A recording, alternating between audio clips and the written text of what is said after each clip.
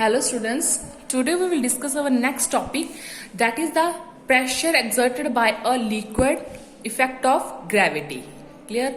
Obvious है, जो भी हमारे पास अंदर न्यूटन लॉ आता है कि उसके ऊपर इफेक्ट ऑफ ग्रेविटी पड़ता ही पड़ता है. कल हमने कंसेप्ट किया था प्रीवियस वीडियो में, कि कंसेप्ट कौन सा किया था? प्रेशर का कंसेप्ट किया था, एटमॉस्फेरिक प्रेशर किया था, पास्कल लॉ किया था. आज हम करेंगे प्रेशर एक्सर्टेड बाय लिक्विड. अगर आप यहाँ पे देखो, सिंपल डायग्राम बनाई हुई है, इन्होंने एक वेसल लिया हुआ है और उस वेसल के अंदर कोई भी बॉडी, सिलेंड्रिकल बॉडी ले ली है. अब उसको हमने क्या किया, सिंपल इसके हाफ अंदर शिंक कर दिया. तो अब इस पर क्या है, सपोज जो आप ये बॉडी ले रहे हो, जो सिलेंड्रिकल बॉडी है, इसका जो ये क्रॉस सेक्शनल एरिया है वो क्या है, स्मॉल है. अब इसमें ये वाटर के एरिया से हमें कोई लेना देना नहीं है, हमें सिर्फ लिक्विड से मतलब है जो उस पर फोर्स लगा रहा है, प्रेशर लगा रहा है. जो ये बॉडी है, इसका क्रॉस सेक्शनल एरिया कितना है, ए. इसके इस एंड को ए पॉइंट ले लिया, इसके इस एंड को बी पॉइंट मान लिया. अब इस पर इसकी जो हाइट है वो कितनी है, एच है. डायमेंशन समझ गए. इसका जो क्रॉस सेक्शनल एरिया सिलेंडर का वो है स्मॉल ए, और जो सिलेंडर की हाइट है वो क्या है, एच. अब इस पर देखो आप, कितनी नंबर ऑफ फोर्सेस लग रही हैं. एक तो ऊपर से लग रही है, जो ऊपर वाला लिक्विड है वो लगा रहा है, दैट इज F1. और जो नीचे है, नीचे से भी लगेगी ना, तभी ये इस बीच में खड़ेगा, बीच में स्टैंड होगा. अदरवाइज तो नीचे शिंक हो जाएगा, सरफेस तक पहुंच जाएगा.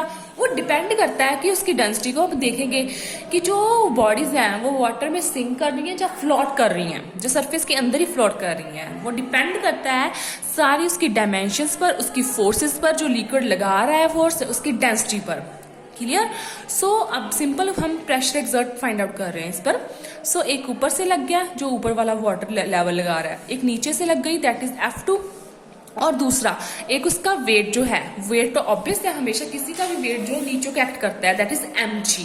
जो इस बॉडी का मास सपोज कर लो m है, और एक्सेलरेशन ड्यू टू ग्रेविटी, जो ग्रेविटी होती है इसकी, दैट इज g. तो नीचे को लग रही है, mg. ओके. अब एक्सप्रेशन पर आते हैं. सिंपल mg की वैल्यू कितनी हो जाएगी, वैसे डेंसिटी पता है, डेंसिटी क्या होती है आपके, मास अपॉन वॉल्यूम. तो यहाँ से मास की वैल्यू क्या आ जाएगी आपके पास, रो इंटू वी, मतलब वॉल्यूम इंटू डेंसिटी. m की जगह पर हम लिख सकते हैं वॉल्यूम इंटू डेंसिटी, g की जगह पर g आ गया. ओके. उसके बाद डेंसिटी को हमने रो लिख लिया, G को G. अब वॉल्यूम कितना आ जाएगा इसे सिलेंडर का, ऑब्वियस आपको पता है. एरिया ऑफ क्रॉस सेक्शनल कितना है आपके पास, A है. हाइट कितनी है, H है. तो इसका वॉल्यूम कितना आ जाएगा आपके पास, A into H. Okay. Volume कितना आ गया, A इंटू एच. तो mg किसके इक्वल आ गया यहाँ पे आपके पास, A H rho G. Okay. उसके बाद फोर्स जो है अपर फेस पर फोर्स कितनी लग रही है, F1 is equals to pressure P1 into A. Vertically downward लग रही है फोर्स आपकी, क्योंकि क्रॉस सेक्शनल एरिया कितना है, ए. उसके बाद total force on the upper face. अब टोटल फोर्स कितनी लग रही है अपर फोर्स पर, देखो क्योंकि सेम डायरेक्शन में लग रही है. एक तो F1 जो कि इस डायरेक्शन को लग रही है, ऐसे इस डायरेक्शन को लग रही है. दूसरी की है mg, वो भी इसी डायरेक्शन को लग रही है. तो टोटल फोर्स कितनी हो गई, F1 प्लस mg. ऑलरेडी ये आपको पता है ना कि हम प्लस और माइनस कब करते हैं, जब ऑपोजिट डायरेक्शन होती है तो माइनस करते हैं, जब सेम डायरेक्शन होती है तो प्लस करते हैं. तो नीचे F1 भी नीचे की तरफ लग रही है, mg भी नीचे की तरफ लग रही है. तो दोनों को क्या, टोटल फोर्स कितनी हो गई, F1 प्लस mg. उसके बाद F2 जो नीचे से लग रही है ऊपर की तरफ, दैट इज प्रेशर कितना है वहां पे, P2. क्रॉस सेक्शनल एरिया कितना है, A. ये वर्टिकल अपवर्ड लग रही है. Okay. Since the imaginary cylinder of the liquid is in equilibrium, the net force on it will be 0. Obvious है कि अगर ये इक्विलिब्रियम पे रहेगा, यहीं पे पोजीशन पे रहेगा, ना ऊपर जाएगा ना नीचे जाएगा, तो इस पर जो नेट फोर्स, टोटल फोर्स लगेगी, क्या लगेगी, 0. मतलब आपस में ये दोनों फोर्सेस जो है एक दूसरे को क्या करेंगी, बैलेंस करेंगी. आपकी नेट फोर्स ऊपर की तरफ से जो लग रही थी F1 प्लस mg, माइनस नीचे की तरफ से जो लग रही है, दैट इज F2. क्लियर? ये net force that is F1 plus mg minus F2, क्योंकि ये ऑपोजिट डायरेक्शन में लग रही है तो minus. Okay. Is equals to 0. तीनों की वैल्यूज फिल कर दी. F1 की वैल्यू P1A, mg की value A H rho G, और F2 की वैल्यू P2A, जो ऑलरेडी पीछे नहीं फाइंड आउट की थी हमने. आपके पास P2 माइनस P1 हमारे पास आ गया H rho G. P2 minus P1 मतलब lower pressure minus upper pressure is equals to किसके इक्वल आ गया आपके पास after calculation, that is H rho G.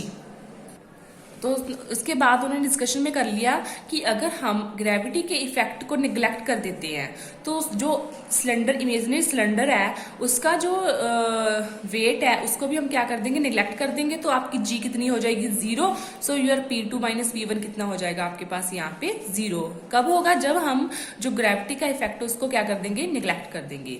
उसके बाद नेक्स्ट जो है डिस्कशन है रिजल्ट्स की, कुछ रिजल्ट्स जो हमारे पास रिजल्ट आया मेन, उसकी डिस्कशन है।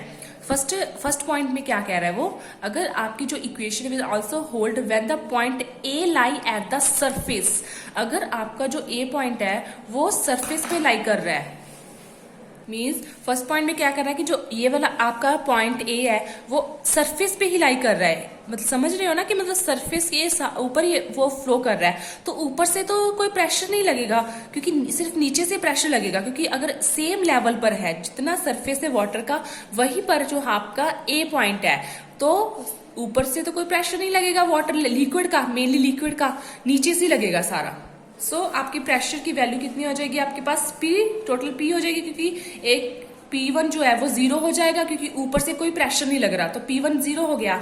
तो नीचे से जो प्रेशर लग रहा है उसको सपोज कर लो P है, तो P is equals to H rho G। उसके बाद if at point lie at the depth H below the surface of a liquid density rho the net, तो अगर उस पर जो प्रेशर लगेगा, अगर सपोज करो हम जो एटमॉस्फेयर प्रेशर को यहाँ पे इंट्रोड्यूस कर रहे हैं, तो उसके ऊपर जो सरफेस के लेवल पर है उस पर एटमॉस्फेयर प्रेशर भी लगेगा कुछ ना कुछ, तो वो कितना है, PA। तो P1 की वैल्यू किसकी इक्वल हो जाएगी, PA की, जो कि एटमॉस्फेरिक प्रेशर है। तो P की वैल्यू कितनी आ जाएगी आपके पास, PA plus H rho G। ठीक है, तो ये था आपका pressure that is exerted on the liquid.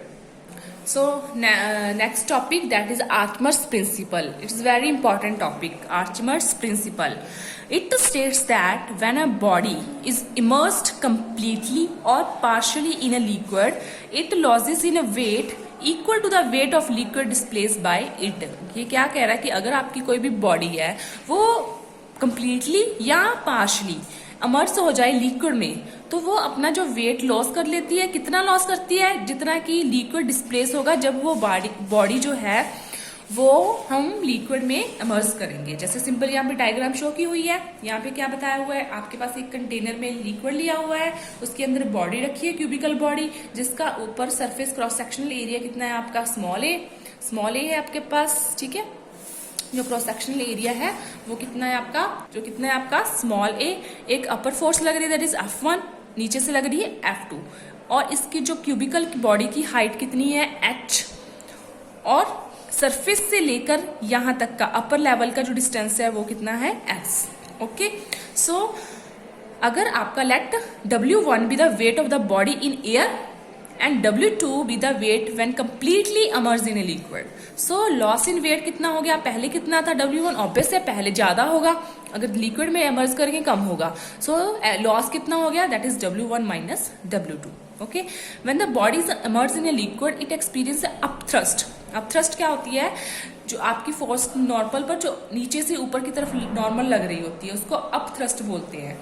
जो आपकी अपथ्रस्ट है वो इक्वल है wait of the liquid displace by the body. So upper and loss in wait of the body that is W minus W1 कितना हो गया, wait of the liquid displace by the body. अभी state किया ना आर्चिमेड्स principal कि आपका जो weight loss होगा वो किसके इक्वल होगा, जितना कि वो लिक्विड जो है डिस्प्लेस होगा। ओके, उसके बाद वैल्यूज देख ली हमने। First of all pressure at the upper face of the body, upper face of the body कितना लगेगा, सिंपल वैल्यू अभी हमने ये जो नेक्स्ट पीछे अभी टॉपिक किया है उसमें जो प्रेशर की वैल्यू कितनी थी, H रो G, मतलब डिफरेंट लेवल्स के लिए H की और जो प्रेशर की वैल्यू कितनी थी लिक्विड के अंदर mainly, that is H rho G।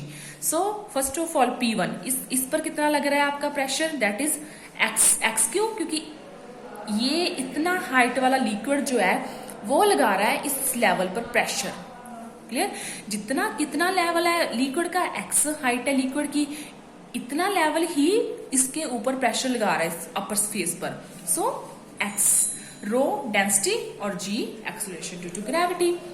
उसके बाद P2 जो नीचे से लग रहा है इस लेवल तक का, कितना लिक्विड लगा रहा है, दैट इज कितना है, X प्लस H, हाइट कितनी होगी टोटल लेवल की, X plus H rho G, क्योंकि रो तो डेंसिटी तो सेम ही उसकी, एंड G ग्रेविटी।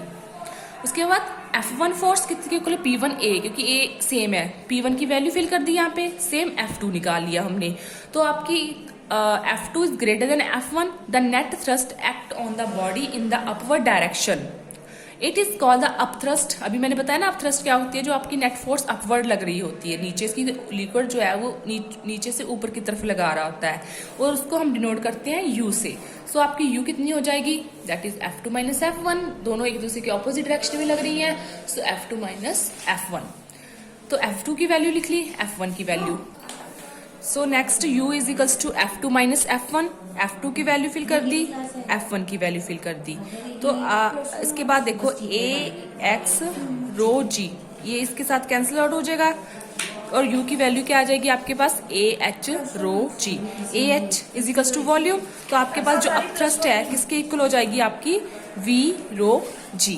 तो जो अपथ्रस्ट है that is the net force F2 minus F1, इसकी वैल्यू किसके इक्वल है, that is V rho G। So that is the weight of the body. इसके बाद W1 इक्वल टू इसके इक्वल है mg ऑफ द बॉडी, जो भी vertical downward लग रहा है, और अपथ्रस्ट जो है आपकी वो क्या है, V rho G of the due to liquid, जो कि वर्टिकली अपवर्ड लग रही है। So your apparent weight body किसका कितना हो गया, that is W2। So mg नीचे की तरफ लग रही है, अपथ्रस्ट ऊपर की तरफ लग रही है, तो दोनों ऑपोजिट साइन की हो गई फोर्सेस, तो mg minus V rho G लिख सकते हैं हम। mg किसके इक्वल है आपके, weight of the body, that is vertical downward लग रहा है जो weight, that is W1 minus V rho G। So तो sign change by sign convention हमने क्या कर दिया, W1 माइनस W2 की वैल्यू निकल गई आपके पास, ये वाली चीज। तो इस ये क्या चीज आ गई आपके पास, Archimedes principle can easily verified experimentally, that is a V आपका वॉल्यूम ऑफ द बॉडी है, और that is a volume of the displaced liquid, जितना लिक्विड जो है वो डिस्प्लेस हुआ है, क्लियर। तो आपका जो अपरेंट वेट है that is a loss in weight of body, किसके इक्वल आ गया, V रो G। ओके, अगर कोई भी डाउट है आप कमेंट सेक्शन में डाल सकते हो। Okay, thank you.